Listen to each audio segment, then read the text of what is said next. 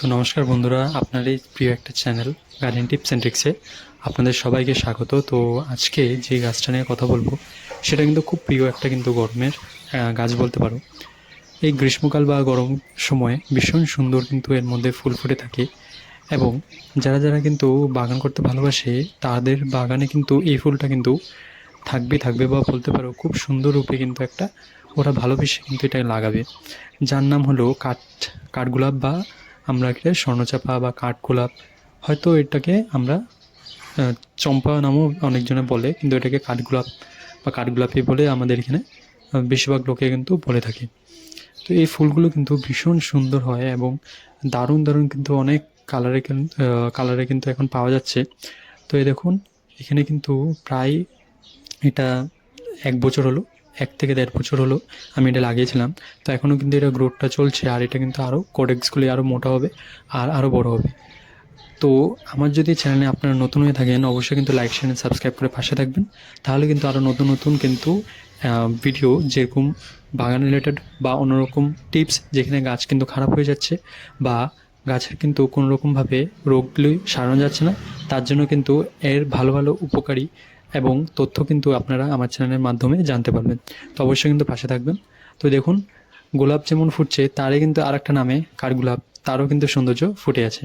তো বাগানে কিন্তু চারপাশে একই সময়ে দেখুন এখানে বেলিও কিন্তু কলি আসলো। তো বেলি কিন্তু কলি আসার সাথে সাথে কিন্তু এই কাঠগোলাপে কিন্তু কলিগুলো আসা শুরু হলো। তো ভাবলাম তোমাদের সাথে আমি শেয়ার করে বলি কীভাবে তোমরা কলিটা আনবে।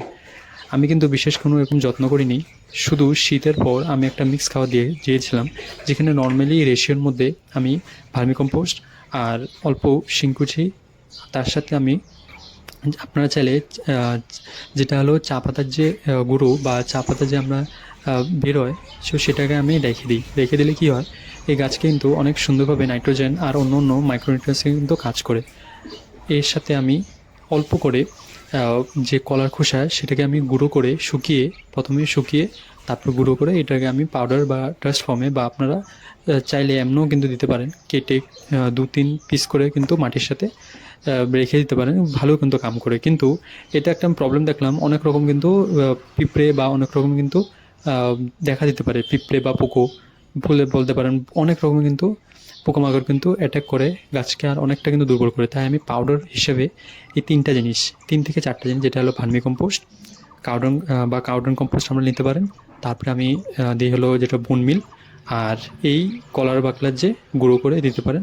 বা কলার চোষা না থাকলে বা চোখলাগুলো না থাকলে বা এই সময়ের মাঝে না থাকলে তা আপনারা যেগুলো পেঁয়াজের খোসাগুলো সেগুলো কিন্তু ব্যবহার করতে পারেন জলের মধ্যে 5 দিন রেখে, সেই জলকে কিন্তু দিলে গাছে অনেকটা উপকার হয়।